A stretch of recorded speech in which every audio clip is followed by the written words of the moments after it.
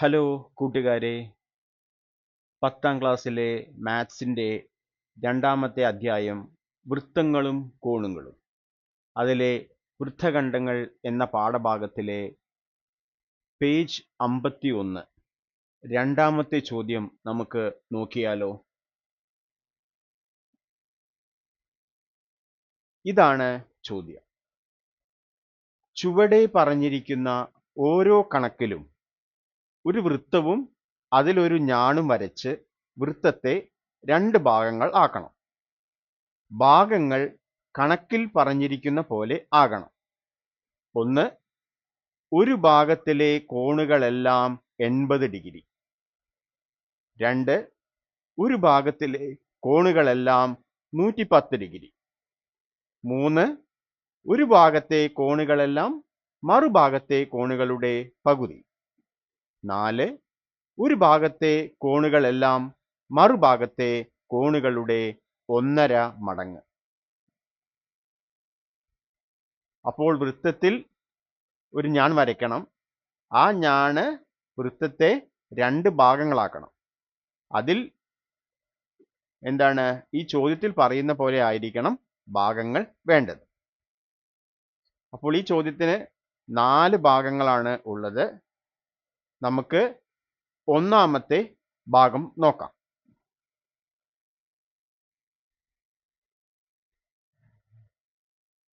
ചോദ്യത്തിന്റെ ഒന്നാമത്തെ ഭാഗത്തിൽ പറയുന്നത് എന്താണ്?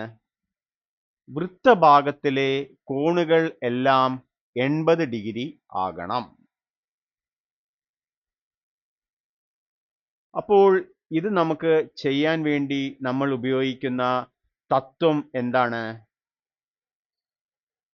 വൃത്തത്തിലെ ഒരു ഞാൻ അതിൻ്റെ ഒരു ഭാഗത്ത് ഉണ്ടാക്കുന്ന കോൺ 80 ഡിഗ്രി ആണെങ്കിൽ ആ ഞാൻ വൃത്തകേന്ദ്രത്തിൽ ഉണ്ടാക്കുന്ന കോൺ അതിൻ്റെ ഇരട്ടിയായിരിക്കും.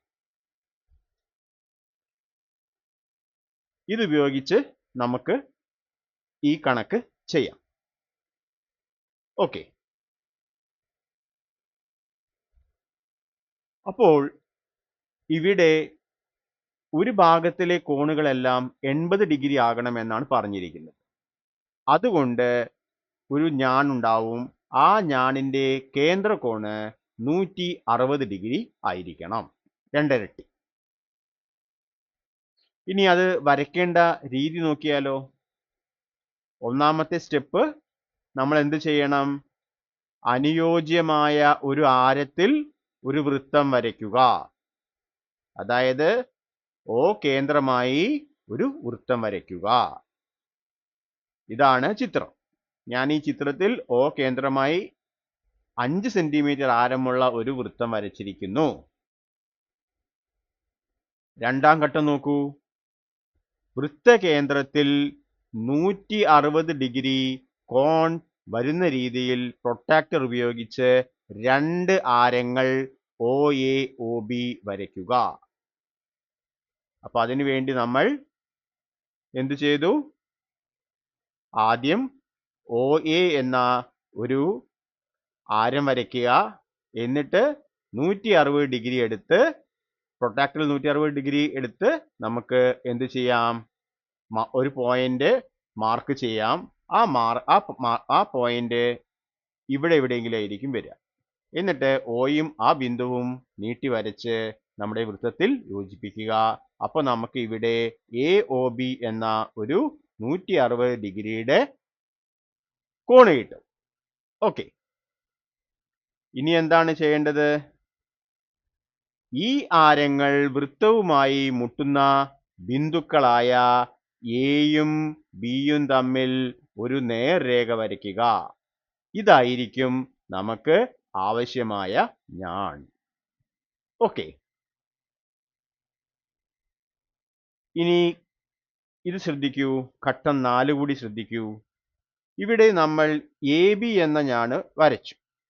ഈ AB എന്ന ഞാൻ മൊത്തം വൃത്തത്തെ 2ആയി ഭാഗിച്ചു.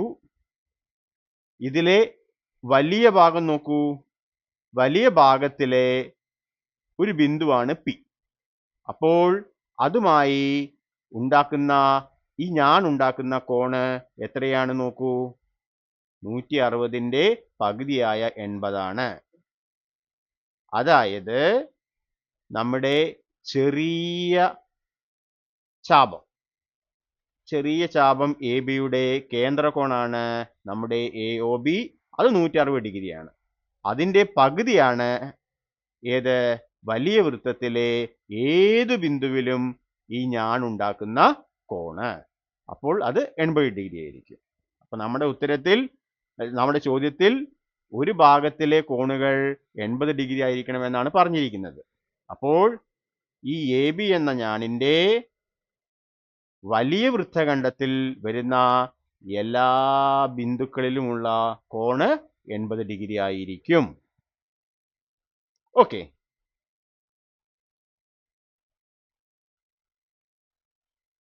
ഇനി നമുക്ക് ചോദ്യത്തിന്റെ രണ്ടാം ഭാഗം നോക്കാം. ചോദ്യത്തിന്റെ രണ്ടാമത്തെ ഭാഗത്തിൽ പറയുന്നത് എന്താണ്? വൃത്തഭാഗത്തിലെ കോണുകൾ എല്ലാം 110 ആകണം. ഓക്കെ, അപ്പൊ നമുക്ക് അറിയാവുന്ന ഒരു കാര്യമുണ്ട്. വൃത്തഭാഗത്തിലെ ഒരു ഭാഗത്തെ കോണുകൾ 110 ഡിഗ്രി ആവുകയാണെങ്കിൽ മറുഭാഗത്തെ കോണുകൾ എന്തായിരിക്കും? 180 മൈനസ് 70 ആയിരിക്കും. കാരണം ഒരു വൃത്തഖണ്ഡവും മറുഖണ്ഡവും ഒരു വൃത്തഖണ്ഡത്തിലെ കോണും മറുഖണ്ഡത്തിലെ കോണും കൂട്ടുമ്പോൾ 180 കിട്ടണം. അതുകൊണ്ട് മറുഭാഗത്തെ കോൺ 70 ഡിഗ്രി ആയിരിക്കണം. അപ്പോൾ നമ്മൾ എന്ത് ചെയ്യണം? ഒരു വൃത്തം വരച്ച് 70 ഡിഗ്രിയുടെ ഇരട്ടിയായ 140 ഡിഗ്രി വൃത്തകേന്ദ്രത്തിൽ അടയാളപ്പെടുത്താം. ഓക്കെ, അപ്പോൾ എന്താണ്? നമുക്ക് 140 ഡിഗ്രി കേന്ദ്രകോൺ വരുന്ന ഒരു ചാപം കിട്ടും. ആ ചാപത്തിന്റെ അറ്റങ്ങൾ യോജിപ്പിച്ചാൽ നമുക്ക് ഒരു ഞാണ് കിട്ടും. ഓക്കെ, ഇനി ആ ഞാണിന്റെ ഒരു വശത്തുള്ള എല്ലാ കോണുകളും 110 ഡിഗ്രിയും മറുവശത്തുള്ള കോണുകൾ 70 ഡിഗ്രിയും ആയിരിക്കും. ഇനി ഇത് വരച്ചാൽ മതി. വരച്ചു നോക്കാം. ആദ്യം O വൃത്തകേന്ദ്രമായി ഒരു വൃത്തം വരയ്ക്കുന്നു. ഇനി എന്തു ചെയ്തു?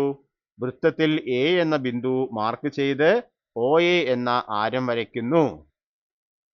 അതിനുശേഷം OA വശമായി നമ്മൾ Oയിൽ വെച്ച് 140 ഡിഗ്രിയിൽ ഒരു കോൺ വരയ്ക്കുന്നു. AOB എന്ന കോൺ ഇവിടെ 140 ഡിഗ്രിയാണ്. ഈ AOB കോണ് നമ്മുടെ ഈ ഭാഗത്തിന്റെ കേന്ദ്രകോണാണ്. അപ്പോൾ ഇതിന് എതിരെ കിടക്കുന്ന വലിയ വശത്തിലെ കോണുകൾ എല്ലാം തന്നെ 140ന്റെ പകുതിയായ 70 ഡിഗ്രി ആയിരിക്കും. അതുപോലെ ഈ ഭാഗത്തുള്ള കോണുകൾ എന്തായിരിക്കും? മറുഭാഗത്ത് 70 ഡിഗ്രി ആണെങ്കിൽ ഈ ഭാഗത്ത് 180 മൈനസ് 70 110 ഡിഗ്രി ആയിരിക്കും. ഓക്കെ, അപ്പൊ ഇവിടെ നമ്മൾ ആ എയും ബിയും തമ്മിൽ ഞാൻ വരച്ചതാണ് ഈ കാണിച്ചിരിക്കുന്നത്. ഇനി എന്തു ചെയ്തു? ഈ ഞാണിന്റെ ഈ ഭാഗത്തുള്ള കോണുകൾ എല്ലാം തന്നെ 110 ഡിഗ്രി ആയിരിക്കും. കാരണം മറുഭാഗത്ത് 70 ഡിഗ്രിയാണ്. ഓക്കെ,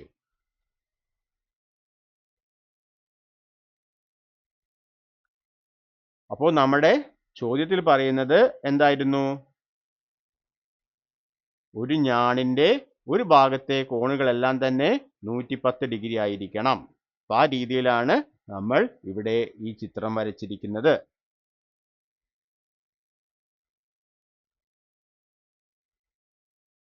ഇനി നമുക്ക് മൂന്നാമത്തെ ഭാഗത്തിലേക്ക് പോയാലോ? വൃത്തത്തിന്റെ ഒരു ഭാഗത്തെ കോണുകളെല്ലാം തന്നെ മറുഭാഗത്തെ കോണുകളുടെ പകുതി ആയിരിക്കണം.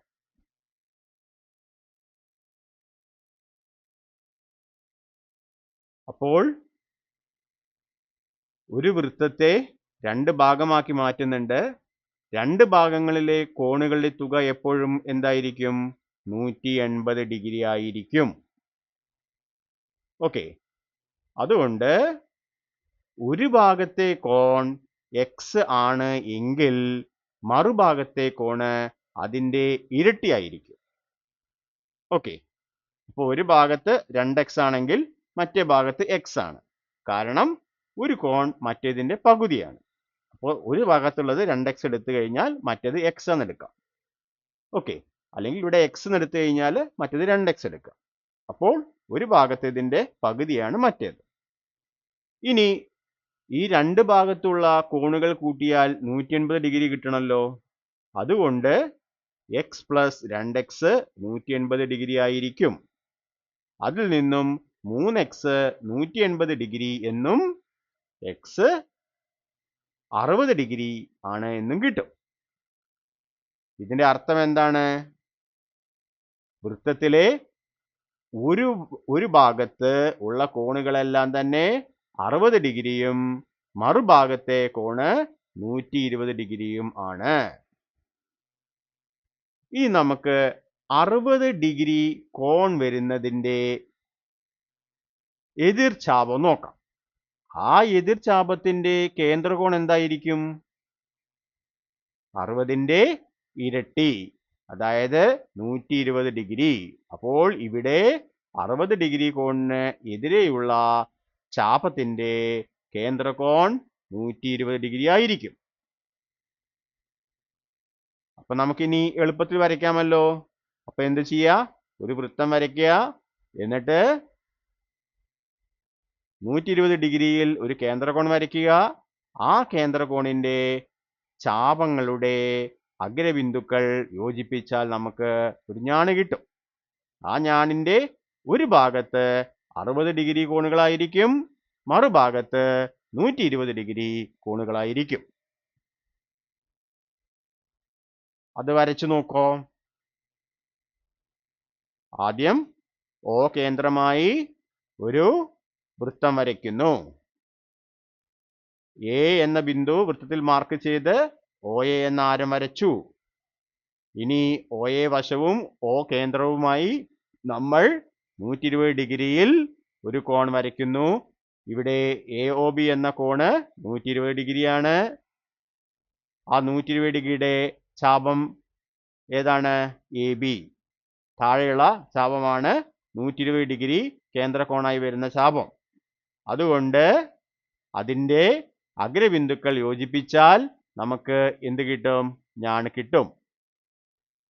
ഇനി എന്താണ്?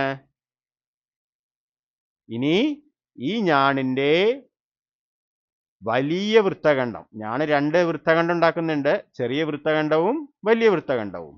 അപ്പോൾ വലിയ വൃത്തഖണ്ഡത്തിലുള്ള കോണുകളെല്ലാം തന്നെ നമ്മുടെ കേന്ദ്രകോണിന്റെ പകുതി 60 ഡിഗ്രി ആയിരിക്കും. അവിടെ ഒരു ഉദാഹരണം കാണിച്ചതാണ്. അപ്പോൾ കോൺ ACB 60 ഡിഗ്രി ആയിരിക്കും. ഇനി ചെറിയ വൃത്തഖണ്ഡത്തിലെ ഒരു കോൺ എടുത്തു കഴിഞ്ഞാൽ എത്ര ഡിഗ്രി ആയിരിക്കും? ADB എന്ന കോണ് 120 ഡിഗ്രി ആയിരിക്കും. കാരണം രണ്ട് വൃത്തഖണ്ഡങ്ങളിലെയും കോണുകളുടെ തുക 180 ഡിഗ്രി ആയിരിക്കും എന്ന തത്വം ഓർക്കുക. അപ്പോൾ മറുഖണ്ഡത്തിൽ 60 ഡിഗ്രിയുള്ള ഒരു കോൺ ഉള്ളത് കൊണ്ട് ഇവിടെ എന്തായിരിക്കും? 180 - 60 120 ഡിഗ്രി ഉള്ള ഒരു കോണായിരിക്കും. അപ്പോൾ ഇവിടെ AB എന്ന ഞാൻ വൃത്തത്തെ രണ്ട് ഭാഗങ്ങളാക്കി മാറ്റുന്നു.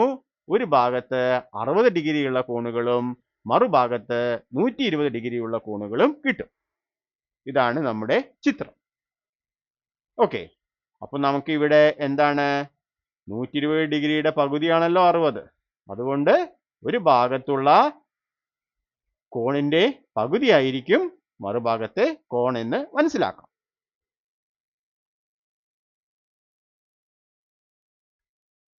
ഇനി നാലാമത്തെ ഭാഗം നോക്കൂ. ഇവിടെ വൃത്തത്തിന്റെ ഒരു ഭാഗത്തെ കോണുകളെല്ലാം മറുഭാഗത്തെ കോണുകളുടെ 1.5 മടങ്ങാണ്. ഓക്കെ, അപ്പൊ നമുക്ക് ഇവിടെ എന്ത് ചെയ്യാം? മറുഭാഗത്തുള്ള വൃത്തത്തിലെ മറുഭാഗത്തുള്ള കോൺ എക്സ് ആണെന്ന് വിചാരിക്കുക. ഓക്കെ, അപ്പോൾ മറുഭാഗത്തുള്ളത് എക്സ് ആണെങ്കിൽ ഈ ഭാഗത്തുള്ളത് എത്രയായിരിക്കും? 1.5 മടങ്ങായിരിക്കും. ഒരു ഭാഗത്തെ കോണ് അതിന്റെ 1.5 മടങ്ങാണ്. ഇനി നമുക്ക് അറിയാം, ഒരു ഭാഗത്തെ കോണും മറുഭാഗത്തെ കോണും കൂട്ടിയാൽ നമുക്ക് 180 ഡിഗ്രി കിട്ടും. അപ്പോൾ ഇതിൽ നിന്നും നമുക്ക് എന്തെഴുതാം? എക്സ് പ്ലസ് 1.5x സമം 180. അപ്പോൾ ഇവിടെ 2.5x, എക്സും 1.5x കൂട്ടുമ്പോൾ 2.5x. അപ്പൊ 2.5x 180 ഡിഗ്രി. ഇതിൽ നിന്നും എക്സ് എത്ര കിട്ടും? 180/2.5. അത് നമുക്ക് 1800/25 എന്ന് എഴുതാം. അപ്പോൾ നമുക്ക് 72 ഡിഗ്രി എന്ന് കിട്ടും അതിനെ ലഘൂകരിച്ചാൽ. ഓക്കെ, അപ്പോൾ ഇതിൽ നിന്നും എന്ത് മനസ്സിലായി? നമുക്ക് ഒരു ഞാണ് വരയ്ക്കണം. ആ ഞാണ് വൃത്തത്തെ 2 ഭാഗങ്ങളാക്കും. ഒരു ഭാഗത്ത് 72 ഡിഗ്രിയുള്ള കോണുകളാണ് വേണ്ടത്. അപ്പോൾ മറുഭാഗത്ത് എത്ര വേണ്ടി വരും? അതാ 108 ഡിഗ്രി. മറുഭാഗത്തെ കോൺ 72 ഡിഗ്രിയും ഒരു ഭാഗത്തെ കോൺ അതിന്റെ 1.5 മടങ്ങായ 108 ഡിഗ്രിയുമാണ്. ഓക്കെ, ഇനി എന്താണ് ഞാൻ കിട്ടാൻ വേണ്ടി ചെയ്യേണ്ടത്? 72 ഡിഗ്രി കോണിന്റെ ഇരട്ടി എത്രയാണ്? 144. അപ്പോൾ 144 ഡിഗ്രിയുള്ള ഒരു കേന്ദ്രകോൺ വരച്ച് അത് ചാപമായി വരുന്ന അത് ഭാഗമായി വരുന്ന ചാപത്തിന്റെ അഗ്രബിന്ദുക്കൾ, അതായത് അറ്റങ്ങൾ യോജിപ്പിച്ചാൽ നമുക്കൊരു ഞാണ് കിട്ടും. ആ ഞാണിന്റെ ഒരു ഭാഗത്ത് 72 ഡിഗ്രി കോണുകളും മറുഭാഗത്ത് 108 ഡിഗ്രി കോണുകളുമായിരിക്കും ഉണ്ടാവുക. ഇപ്പൊ ഞാൻ പറഞ്ഞു കേന്ദ്രകോണ് 2 × 72 144 എടുക്കണമെന്ന്. അപ്പൊ നമ്മൾ വരയ്ക്കുമ്പോൾ O കേന്ദ്രമായി ഒരു വൃത്തം വരയ്ക്കുന്നു. വൃത്തത്തിൽ എ എന്ന ബിന്ദു മാർക്ക് ചെയ്ത് OA എന്ന ആരം വരയ്ക്കുന്നു. OA വശവും O ബിന്ദുവുമായി 144 ഡിഗ്രിയിൽ കോൺ AOB വരയ്ക്കുന്നു. ഓക്കെ, ഇപ്പൊ ഇവിടെ ശ്രദ്ധിച്ചാൽ അറിയാം, നമ്മുടെ കോൺ 144 ഡിഗ്രി എന്ന് മാർക്ക് ചെയ്തതിന്റെ എതിരെയുള്ള ചാപം, ആ ചാപത്തിൽ ഉള്ള കോണുകൾ 72 ഡിഗ്രി ആയിരിക്കും. ഈ കോൺ AOB വരുന്ന ഭാഗത്തുള്ളത് 180 - 72, അത് 108 ഡിഗ്രി ആയിരിക്കും. അപ്പോൾ നമുക്ക് എന്ത് ചെയ്യാം? ഈ 2 ചാപങ്ങളിലും ഓരോ കോൺ വരച്ച് അത് മാർക്ക് ചെയ്യാം. ആദ്യം ഞാൻ വരച്ചു. ഇനി നമ്മൾ ഇതാ ഇവിടെ എന്താണ്? എയും ബിയും സി എന്ന ബിന്ദുവുമായി യോജിപ്പിക്കുക. അതിനെ അളന്നു നോക്കിയാൽ 72 ഡിഗ്രി ആയിരിക്കും. അതേപോലെ മറുഭാഗത്ത് ഡി എന്ന ബിന്ദു മാർക്ക് ചെയ്യുക. ADയും DBയും യോജിപ്പിക്കുക. അപ്പോൾ നമുക്ക് 108 ഡിഗ്രി ആയിരിക്കും കിട്ടുക. ഓക്കെ, അപ്പോൾ ഈ ചിത്രത്തിൽ നിന്നും നമുക്ക് എന്ത് മനസ്സിലാക്കാം?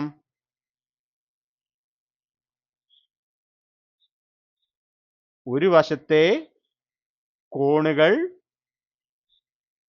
72 ഡിഗ്രിയാണ്. അതിന്റെ 1.5 മടങ്ങ് എന്ന് പറയുമ്പോൾ 108 ഡിഗ്രിയാണ്. അപ്പൊ മറുവശത്തുള്ള കോണുകൾ 108 ഡിഗ്രിയാണ്. ആ രീതിയിലാണ് ഇവിടെ ചാപമല്ല ഞാൻ AB വരച്ചിരിക്കുന്നത്. ഓക്കെ, അപ്പോൾ ഇത് സിമ്പിളായ ചോദ്യമല്ലേ? ആദ്യം നമ്മൾ എന്ത് ചെയ്യുക? ഒരു കേന്ദ്രകോൺ വരയ്ക്കണം. എന്നിട്ട് ആ കേന്ദ്രകോണിൻ്റെ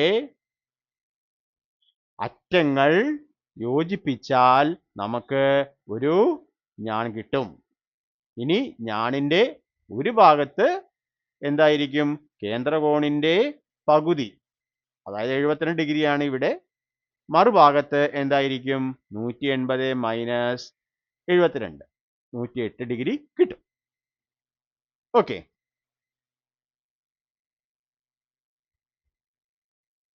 അപ്പോൾ കൂട്ടുകാരെ, ഈ വീഡിയോ നിങ്ങൾക്ക് ഉപകാരപ്പെട്ടു എന്ന് വിചാരിക്കുന്നു.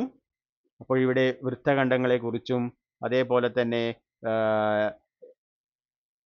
ഒരു ഞാൺ നമ്മുടെ മൊത്തം പരപ്പളവിനെ 2 ഭാഗമാക്കി മാറ്റും. ഒരു ഭാഗത്തുള്ള കോണും അതിൻ്റെ മറുഭാഗത്തുള്ള കോണും കൂട്ടിയാൽ 180 ഡിഗ്രി ആയിരിക്കും കിട്ടുക എന്ന് നമ്മൾ മനസ്സിലാക്കി. അപ്പോൾ വീഡിയോ ഇഷ്ടപ്പെട്ടാൽ ലൈക്ക് ചെയ്യുക, നിങ്ങളുടെ കൂട്ടുകാരിലേക്ക് ഷെയർ ചെയ്യുക, ചാനൽ സബ്സ്ക്രൈബ് ചെയ്ത് സപ്പോർട്ട് ചെയ്യുക. പിന്നെ ഈ വീഡിയോയിൽ എന്തൊക്കെ മോഡിഫിക്കേഷൻസ്, എന്തൊക്കെ ഇമ്പ്രൂവ്മെൻ്റ് ആണ് വേണ്ടതെന്ന് നിങ്ങൾ കമൻറ്റ് ബോക്സിലൂടെ കമൻറ്റ് ചെയ്ത് അറിയിക്കുക. തുടർന്ന് വരുന്ന വീഡിയോകളിൽ അതിനനുസരിച്ച് നമ്മൾ മോഡിഫിക്കേഷൻസ് വരുത്തുന്നതായിരിക്കും. അപ്പോൾ വീഡിയോ കണ്ട എല്ലാവർക്കും നന്ദി. അപ്പോൾ അടുത്ത വീഡിയോ വരെ എല്ലാവർക്കും താങ്ക് യു.